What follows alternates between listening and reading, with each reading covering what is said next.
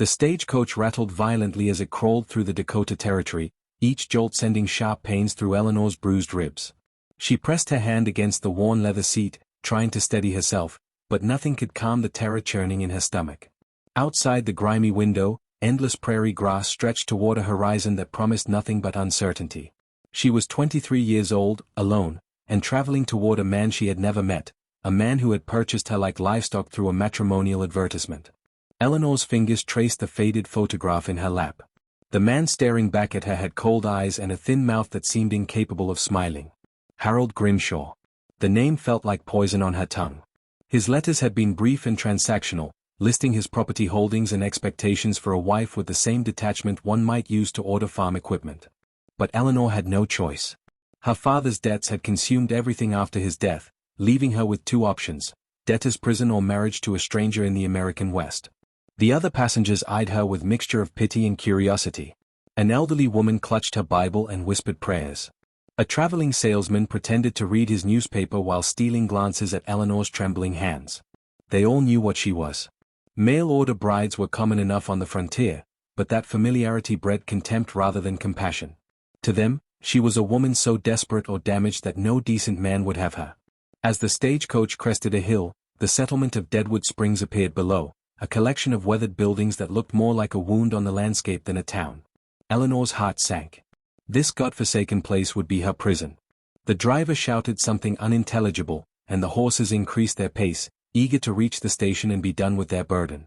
The coach lurched to a stop in a cloud of dust. Eleanor gathered her single carpetbag, everything she owned in the world, and stepped down onto the wooden platform. The afternoon sun beat down mercilessly, and the air smelled of horse manure and desperation.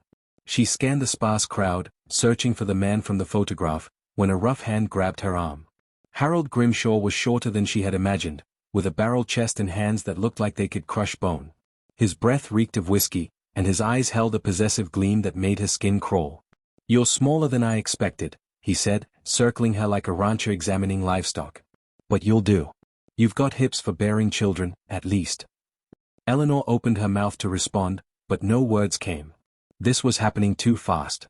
She wanted to run, to climb back onto that stagecoach and ride away from this nightmare, but where would she go?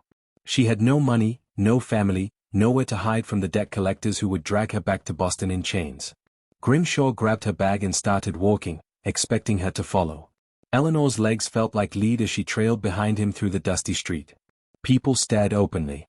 Some whispered. A few women shook their heads in disapproval, as if she had chosen this fate willingly. The shame burned hotter than the sun. They approached a general store where Grimshaw stopped to speak with the shopkeeper. Eleanor stood awkwardly nearby, her eyes scanning the unfamiliar territory, when she noticed him. A Lakota man stood across the street, tall and still as a statue, watching the scene unfold. His dark eyes met hers, and for a moment, time seemed to pause. There was something in his gaze, recognition perhaps, or understanding, that made her breath catch. Grimshaw's voice shattered the moment. "Stop gawking at savages and get inside," he barked, his hand clamping down on her shoulder hard enough to leave bruises. "We're getting you a proper dress. Can't have you looking like Boston trash when we stand before the preacher tomorrow." As Eleanor was pushed through the doorway, she glanced back one last time. The Lakota man was still there, still watching, his expression unreadable but his presence somehow comforting in this hostile wilderness. She didn't know his name or why he seemed concerned with her predicament, but something told her their paths would cross again. The dress Grimshaw bought was meant to cover her, not beautify her. Thick gray fabric that scratched against her skin, buttoned to the throat like a noose. Eleanor stood in the cramped back room of the general store, staring at her reflection in a tarnished mirror. She looked like a corpse dressed for burial. Her green eyes, once bright with dreams of becoming a teacher, now held the dull resignation of the condemned. Through the thin walls, she heard Grimshaw's voice mixing with the shopkeeper's laughter. They were discussing her as if she were a mare being prepared for breeding season. The shopkeeper mentioned something about Grimshaw's first wife, and Eleanor's blood ran cold. First wife. The letters had never mentioned a previous marriage. What had happened to that woman? Where was she now? Eleanor pressed her ear against the wall, straining to hear more, when the door suddenly burst open. Grimshaw stood there, his face flushed with alcohol and anger. "Eavesdropping already," he snarled, closing the distance between them in 2 strides. "Seems I need to teach you about obedience before the wedding." His hand shot out, gripping her jaw with bruising force. Eleanor tried to pull away, but his other hand caught her wrist, twisting until tears sprang to her eyes. "You belong to me now," he hissed, his whiskey-soaked breath hot against her face. "Paid good money for you. That means you do what I say, when I say it, without question. Understand?" Eleanor's voice was barely a whisper. "The wedding isn't until tomorrow. Legally, I'm not." The slap came fast and hard, snapping her head to the side. Stars exploded across her vision, and the metallic taste of blood filled her mouth.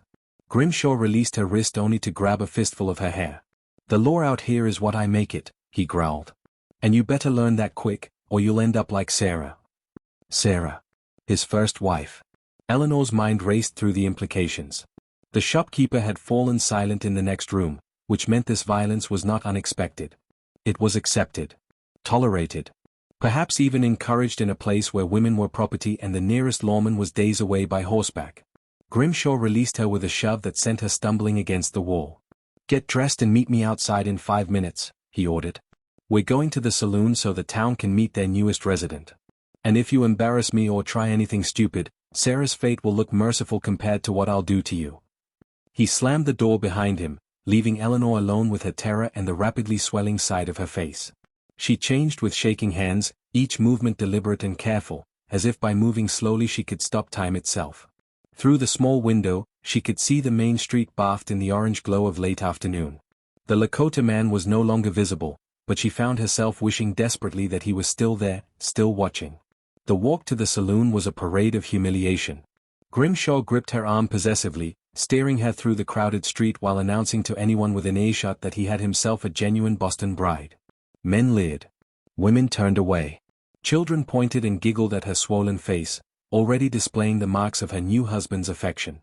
Inside the saloon, the air was thick with tobacco smoke and the sour smell of spilled beer. Grimshaw pushed her toward a table where 3 other men sat playing cards. They looked up with interest, their eyes crawling over her body like insects.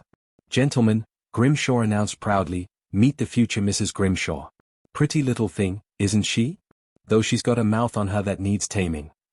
The men laughed, and one of them, a fat man with a tobacco-stained beard, reached out to touch her arm. "Grimshaw, you always did know how to pick them. This one's got spirit in her eyes. Breaking her will be half the fun." Eleanor jerked away from his touch, earning another cruel laugh from the table. Grimshaw ordered whiskey for himself and water for her, making a show of his control. She sat in rigid silence, hands folded in her lap, while the men discussed cattle prices, Indian troubles, and the recent disappearance of a Cheyenne family from the reservation. The conversation shifted when a tall figure appeared in the doorway. The saloon quieted as the Lakota man from the street entered, his presence commanding immediate attention. He wore traditional clothing mixed with frontier practicality, buckskin pants, a cotton shirt, and a leather vest adorned with intricate beadwork.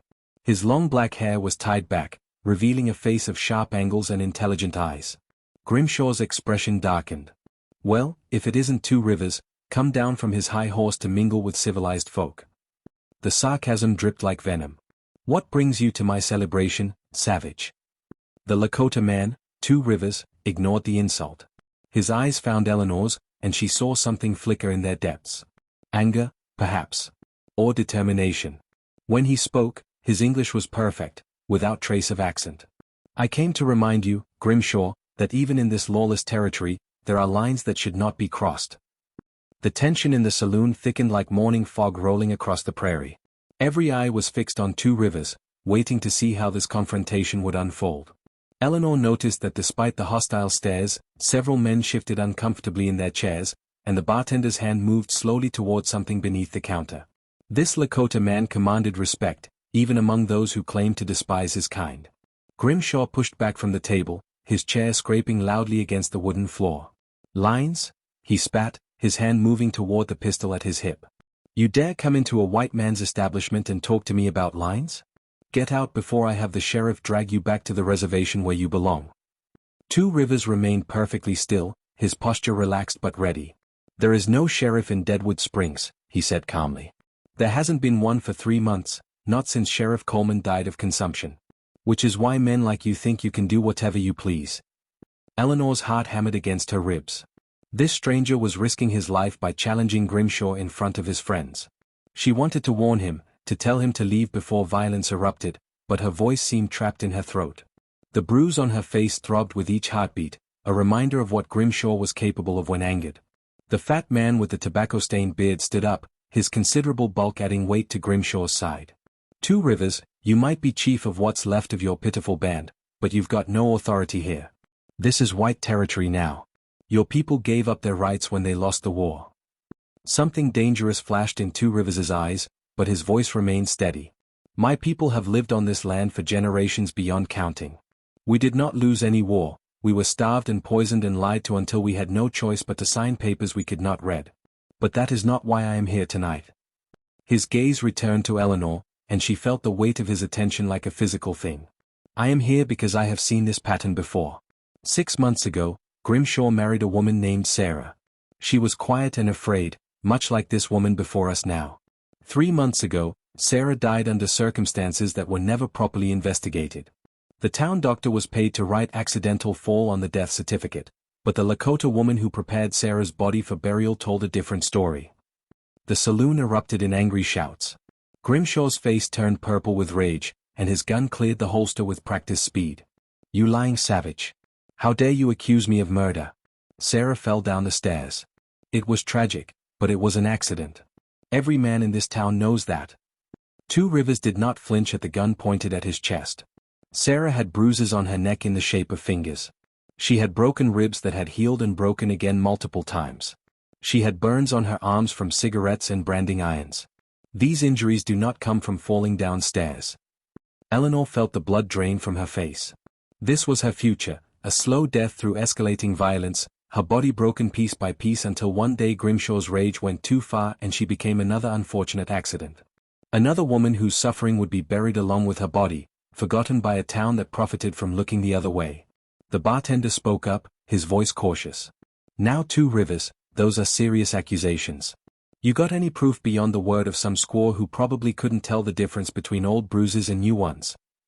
Two Rivers reached into his vest and produced a folded piece of paper. I have Sarah's final letter, written 2 days before she died. She gave it to the same woman who prepared her body, asking that it be kept safe in case something happened to her. In it, she describes in detail the abuse she suffered at Grimshaw's hands. She names witnesses, people in this very room, who saw her injuries but said nothing. He tossed the letter onto the card table. No one moved to pick it up. The paper lay there like an accusation, its presence more damning than any words. Eleanor stared at it, her mind reeling. This woman, Sarah, had tried to leave evidence, tried to ensure her death would not be in vain, yet still she had died and nothing had been done. Grimshaw's gun hand began to shake with rage. That's a forgery. Sarah couldn't even write proper. You made that up to stir trouble between whites and Indians, to make us look like monsters while you savages massacre innocent settlers. Sarah was a school teacher from Philadelphia before she became a mail-order bride, Two Rivers counted. She could read and write in 3 languages. The letter is authentic, and it describes not just your violence, Grimshaw, but also your business partners who helped you hide the evidence. It describes how the undertaker broke Sarah's legs post-mortem to make the injuries consistent with a fall. It describes how the doctor was paid $50 in gold to falsify the death certificate. The silence that followed was deafening. Eleanor watched as several men exchanged guilty glances. The undertaker, a thin man with perpetually ink-stained fingers, had gone pale as snow. The old doctor, the same one who had been in the general store earlier, suddenly found his whiskey glass fascinating. Two Rivers took a step forward, and despite the gun still pointed at him, Grimshaw took a step back. I am a chief of the Lakota people, Two Rivers said, his voice filling the room with quiet authority. I have seen my children die of diseases brought by your people. I have watched my land stolen, my sacred places desecrated, my people forced onto reservations where the soil is too poor to grow food and the game has been hunted to extinction. I have endured indignities and injustices that would break lesser men. He paused, letting his words sink in. But I will not stand by and watch another woman die because this town is too cowardly to challenge a bully with money and connections. This woman, he gestured to Eleanor, deserves the chance that Sarah never had. The chance to choose her own fate. Grimshaw's gun discharged with a deafening crack, but Two Rivers had already moved. The bullet splintered the door frame where his head had been a heartbeat before. The saloon exploded into chaos as men dove for cover and overturned tables crashed to the floor. Eleanor froze, her body locked in terror as Grimshaw swung the pistol toward Two Rivers again, murder blazing in his bloodshot eyes. But Two Rivers was faster. He closed the distance between them in 3 fluid strides, his hand striking Grimshaw's wrist with precise force. The gun clattered to the floor, spinning across the boards until it came to rest near Eleanor's feet. Time seemed to slow as she stared at the weapon, its metal still warm from the shot, her salvation lying just inches from her trembling fingers. "Pick it up," Two Rivers commanded, his voice cutting through the pandemonium. He had Grimshaw in a wrestling hold, but the larger man was fighting with desperate strength. "Pick up the gun and run." Eleanor's hand shot out, her fingers closing around the pistol's grip. It was heavier than she expected, the weight of life and death pressed into her palm. She had never held a gun before, never imagined she would need to, but desperation had a way of teaching lessons that years of civilized living never could. Grimshaw roared like a wounded animal. "You'll hang for this, Two Rivers.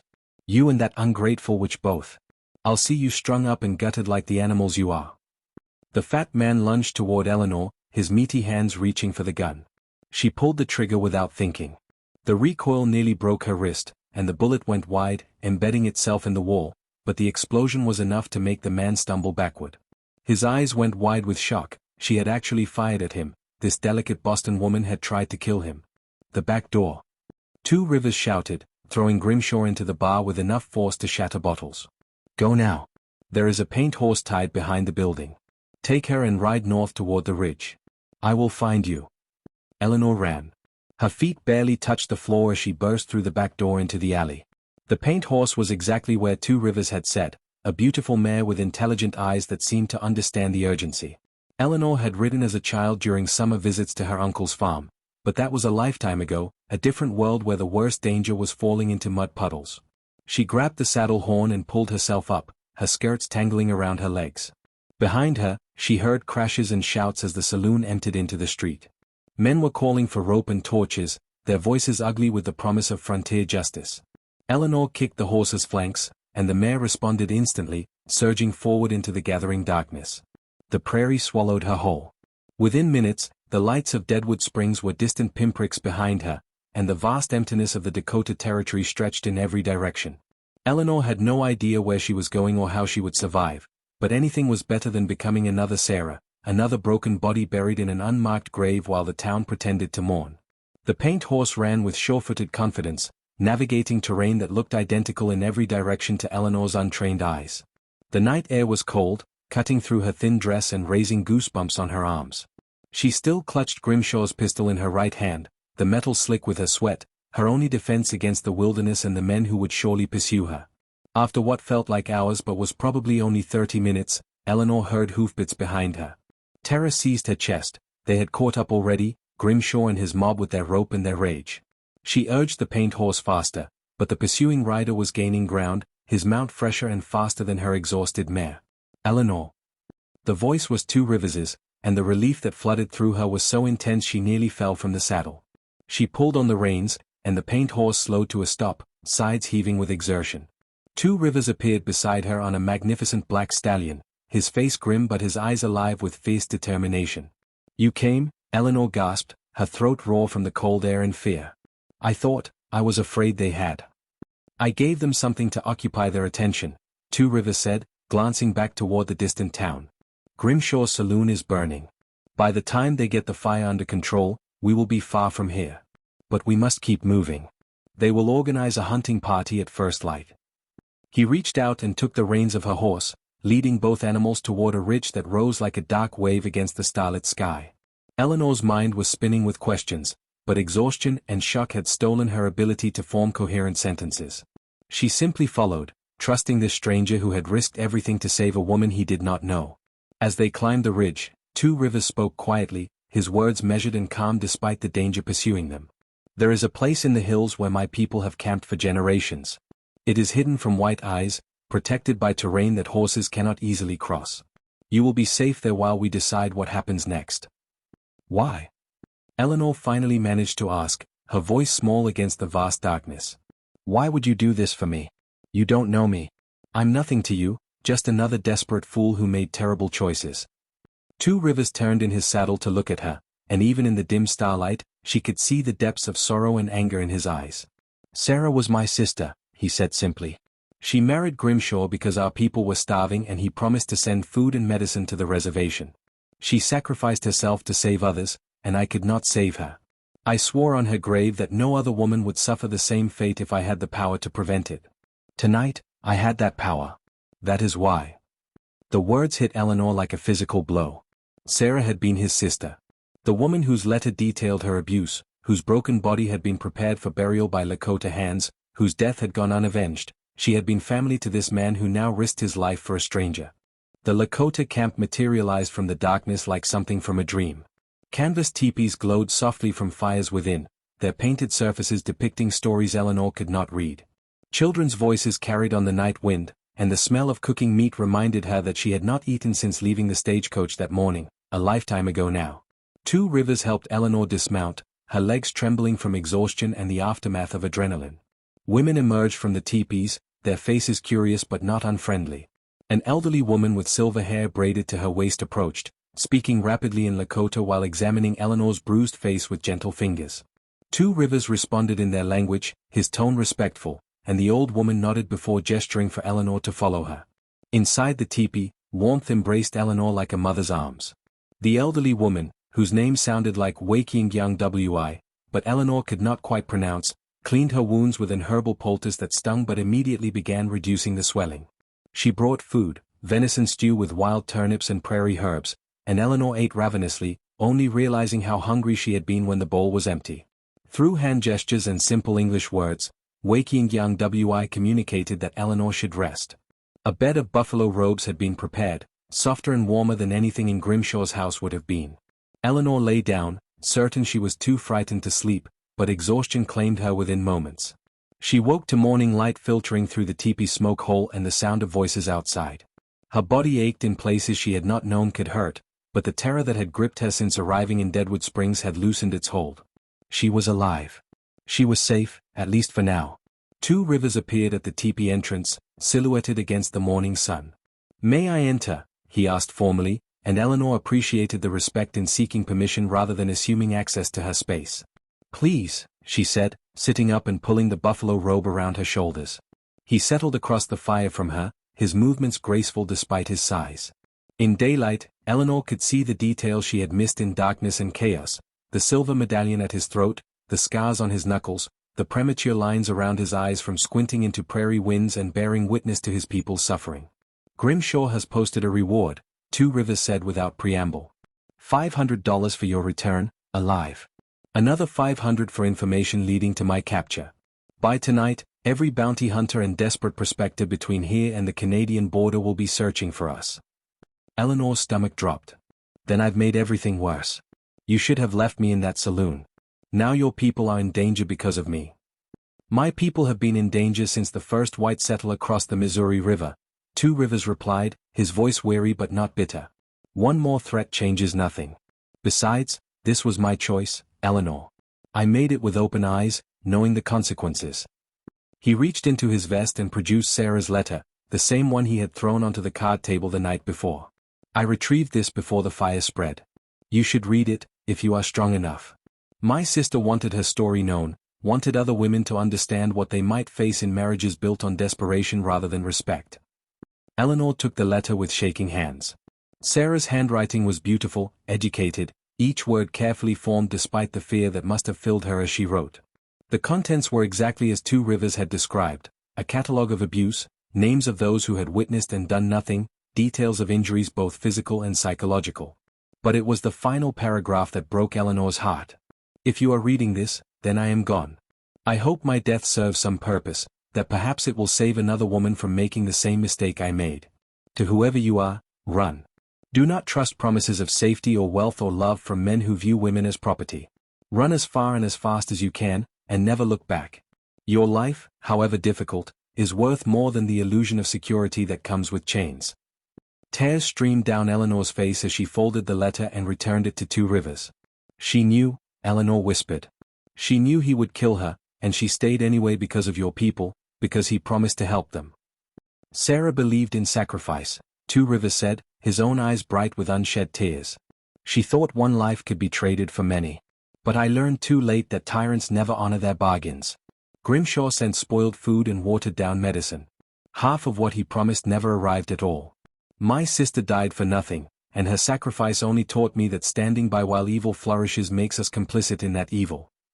Eleanor wiped her eyes, feeling something crystallize inside her, not just fear or anger, but determination forged in the same fires that had refined Two Rivers' resolve.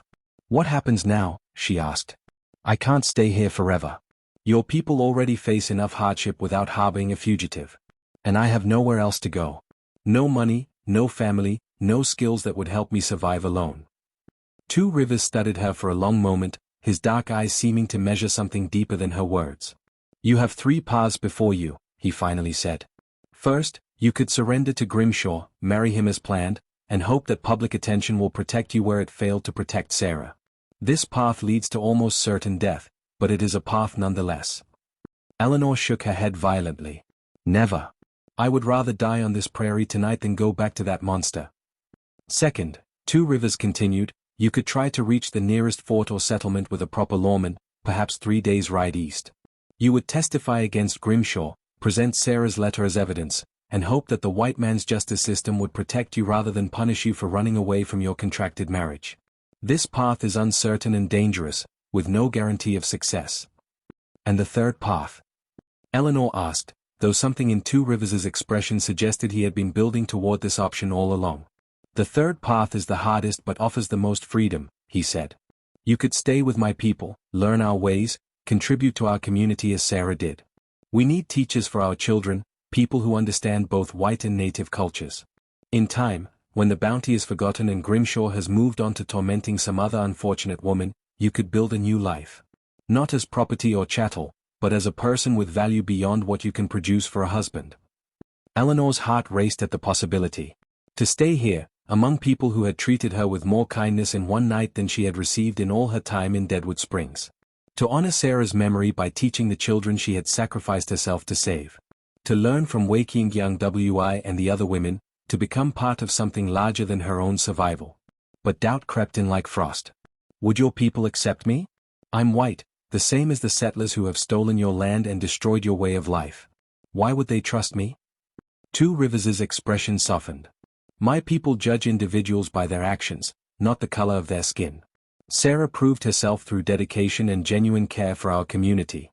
If you are willing to work, to learn, to treat my people as equals rather than savages to be pitted or converted, then you will find acceptance. It will not be easy, and there will be those who question your presence, but you will have allies. You will have me." The weight of that promise, "you will have me," settled around Eleanor's shoulders like a warm cloak. This man had already risked his life for her, burned down Grimshaw's saloon, made himself a target for every bounty hunter in the territory. And he was offering not just protection but partnership, a place in a world she barely understood but already respected more than the so-called civilization she had left behind. Eleanor stood, letting the buffalo robe fall away, and walked to the teepee entrance. Outside, the camp was alive with morning activity.